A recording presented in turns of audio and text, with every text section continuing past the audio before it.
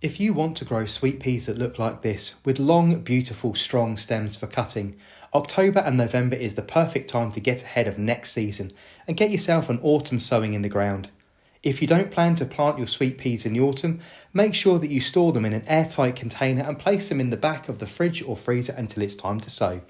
If you're not following along now, make sure you save this video for later, but now if you are, grab your sweet peas from the fridge or freezer because it's time to get chitting.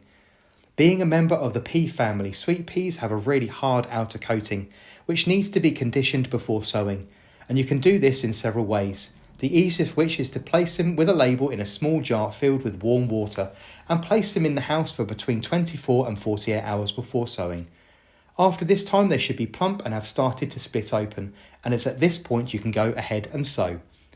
I prefer to do mine in toilet roll tubes, which means you don't have to disturb the long root structures when bedding them out in April and May.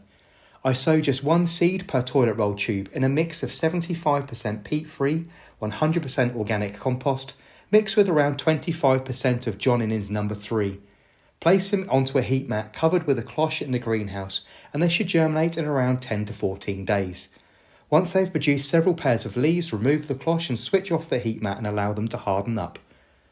They can remain in the unheated greenhouse or cold frame until being hardened off and bedded out next year.